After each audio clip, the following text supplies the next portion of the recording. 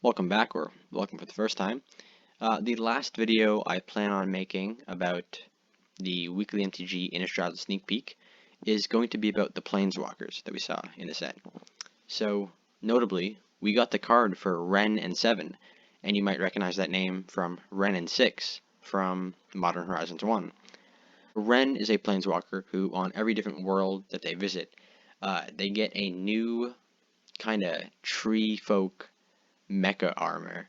In Modern Horizons, we got Wrenn 6, and now that Wrenn is on a new plane, Innistrad, we have Wrenn and 7, which is the 7th incarnation of their bonding with a treefolk elemental spirit kind of thing.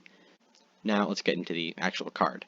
For 3 green, we have Legendary Planeswalker Wrenn with 5 loyalty. +1, reveal the top 4 cards of your library. Then put all land cards revealed this way into your hand and the rest into your graveyard. For 0, put any number of land cards from your hand onto the battlefield tapped. For -3, we have create a green treefolk creature token with reach, and this creature's power and toughness are equal to the number of lands you control. And finally, the ultimate, -8, return all permanent cards from your graveyard to your hand. You get an emblem with you have no maximum hand size. Looks like a very powerful Planeswalker. If there's a land-focused standard deck, I think this is seeing play without a doubt. 4 loyalty abilities are always a good sign if you want a powerful Planeswalker. However, it does have a defensive option in the Treefolk creature that you can create for -3, and it could be a very big creature. So there's that. There isn't typically Planeswalkers have they can destroy a creature, or they can get you card advantage in some way. And the +1 does give you lands, but besides that, this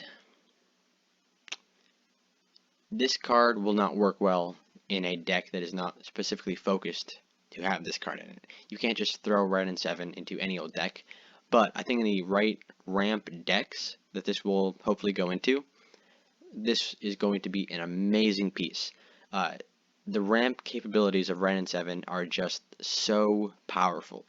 The 0, like no change to loyalty, but you can just put any number of land cards from your hand onto the battlefield tapped. Next turn, you untap with all of them, all that extra mana.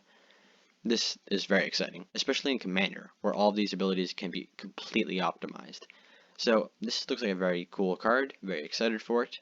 We'll briefly mention that in the video, they pretty much promised that we would see an Arlen Cord Planeswalker, and there'll be something very special about the werewolves in Innistrad Midnight Hunt. And also, of course, in Innistrad Crimson Vow, coming out later this year, we have Soren Markov returning, which is great. Hopefully we'll find out how he got out of the rock. But yeah, we only got Wrenn and 7 as an actual card, but they look very interesting, very cool, very powerful, and I'm excited to see if they go into any decks. But that's all for this video. Thank you for watching, and see you next time.